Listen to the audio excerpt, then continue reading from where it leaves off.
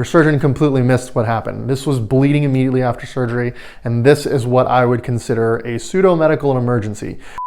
If you're thinking of getting buccal fat removal, one of the key questions you gotta ask yourself and understand is, what are the risks? My name is Sagar Patel. I'm a facial plastic surgeon in Beverly Hills, and I do tons of buccal fat removal. And the purpose of this video is to teach patients about the risks of this surgery. Now let's talk in generic terms first. When you have any surgery, it's key and critical to assess the risks of that surgery and if the results are worth undergoing those risks. This is called informed consent, when you and your surgeon need to discuss the risks, the alternatives to the surgery, and the benefits, and make sure that the risks outweigh the benefits. Or the benefits outweigh the risks. Now, with this surgery in particular, there's some particular risks. However, let's talk about general risks. With any surgery, you're always going to have a cut, and a cut means the risk of scar, infection, and bleeding. Luckily, with buccal fat removal, we're not worried too much about a scar because this surgery is on the inside of your mouth. Before we get ahead of ourselves, what's buccal fat removal? Well, you can check out one of my many other videos, but in short, it's a surgery to remove fat from the inside of your cheek in order to contour your lower mid-face, make your cheekbones pop a little bit, like in this before and after here. Now let's get into the risks of the surgery itself. So let's go back to what we talked about, the risks of scar. Next is infection. The risk of infection is pretty low. We're not really that concerned about it because the mouth is a dirty place. People I see it most in is going to be someone who's allergic to penicillin, and we give you an alternate antibiotic that's not that good, and most commonly in people who don't take their antibiotics. So make sure you take your antibiotics. If you also have a lot of saliva during your surgery, you can get some of that leaking in. We try our best to keep it all out of the hole that we make, but sometimes it's inevitable. And in this case, I tell patients, please, please, please make sure you take your antibiotics. Now, how does an infection show up? About a week or so after surgery, you feel a little bit of tenderness in your cheek that wasn't there 2 or 3 days before. It's kind of swollen, but not too much. And in this case, we just prescribe a second course of antibiotics. Most of the time it resolves on itself. Very rarely I need to open it up, let a little bit of pus out, and then you're set. Just poke a hole in it. Now remember, in general, when we're talking about all these risks, it's key and critical to have a consultation with your surgeon to assess your particular risk. Are you someone who's going to be at a higher risk or a lower risk than someone else? That's what a consultation is for. Now moving on from infection, next we have bleeding. Now this is the dreaded one, the one that keeps surgeons up at night. We don't want to have bleeding after any surgery, particularly one where we're creating a gap, and if it fills, it'll fill with blood. If you check out this picture here, this is a patient that posted their photo on Reddit saying they had a bad experience and didn't get great results. Well, their surgeon completely missed what happened. This was bleeding immediately after surgery, and this is what I would consider a pseudo-medical emergency. Depending on how far you are from your office, reason number one of why I ask patients to stay in night for 24 hours after any buccal fat removal. If you're far away from the office, you might need to go to the nearest hospital, but what needs to happen is the incision needs to be opened, the blood released, and most importantly, the area that was bleeding needs to be found.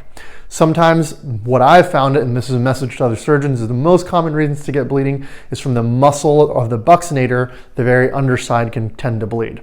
Now in general, this is very, very rare. I've seen it about 2 to 3 times, but it can be scary, and it's very unfortunate because it leads to a long recovery on one side. We're talking weeks to even months of swelling, but it always does subside. What's most important is that the blood is drained out, because if that blood stays in place, it's going to get infected or turn into scar tissue, and that's going to lead to a persistent asymmetry. So it's really important to catch early on and treat. If you have bruising on the inside of your mouth, your surgeon should certainly have a look and make sure that there's nothing of a hematoma or a blood clot pooling in there. The people who are at risk for this are going to be people who are males, people who have a lot of fat, and last but not least, people who drink alcohol or take aspirin or Motrin prior to surgery. If you're any of those, oftentimes I will actually hold pressure on the area for about 2 to 3 hours. Now, what do I mean by that? That means I'll wrap the patient for about 2 to 3 hours. Just putting a wrap from the outside doesn't work. You got to put gauze on the inside and compress that area. Why is it only 2 to 3 hours? That's as long as the gauze will last. Once saliva fills it, you start talking and you realize it's not doing anything, I tell patients they can keep it out. In the end of the day, it's really important as a surgeon to get good hemostasis. Now, the next complication is going to be particular to this surgery. That's going to be a buildup of saliva in the cheek. There's two ways in which this can happen. The first one's not so bad, and what happens is essentially as the fat is coming out, some of the fat is attached to the spit gland deep to it and tears some of the casing over the spit gland. Generally, just a little bit of cauterization will stop this, but if an area is missed and you have a little bit of a slow leak, it's going to present as a patient who essentially about a week or so after surgery develops swelling, particularly after eating, with a sharp pain into their cheeks and more swelling. Sometimes they have a salty taste in their mouth, and in these circumstances, you need to enter the special protocol that I've created. Once again, I've seen this about 10 times or so it's not super common, but it can happen and it's important to identify because the treatment is going to involve a variety of things from continuing antibiotics to a couple of medications and treatments that stop the saliva from forming. Overall, it's a little bit annoying, but you can see this is a patient here who had the surgery with me and about a week after noted this asymmetric swelling with some pain. She entered my protocol and 3 days later, you can see her over here, it was all resolved. Generally, it does resolve pretty quick.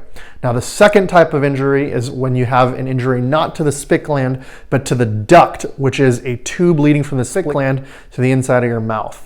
When you have this type of injury, it can be extremely painful and cause a significant amount of swelling from a large buildup of saliva. In typical circumstances, the duct needs to be recreated or marsupialized in order for the spit to be allowed to drain.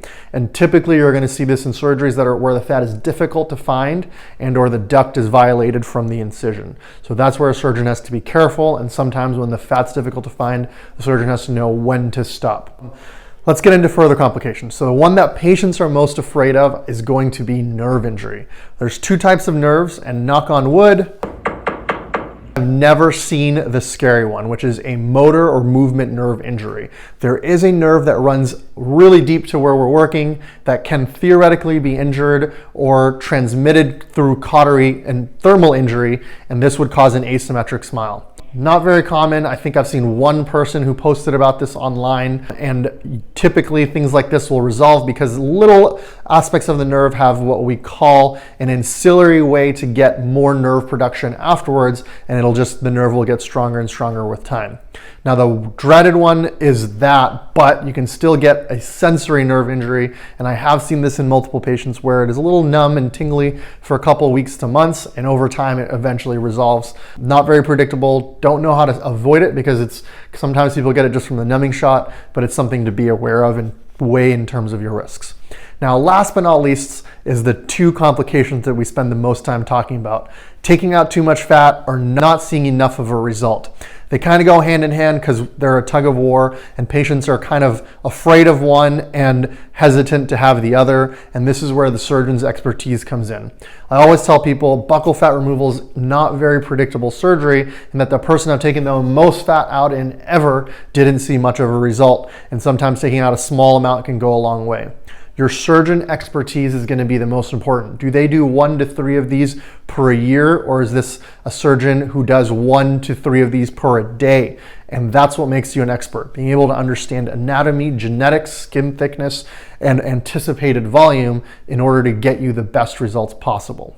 If you have any other questions, these are very complicated topics, please leave a comment below. Make sure to like and subscribe. And most importantly, we're going to continue doing these videos with other surgeries so that you as a patient can make an informed decision prior to undergoing the surgery.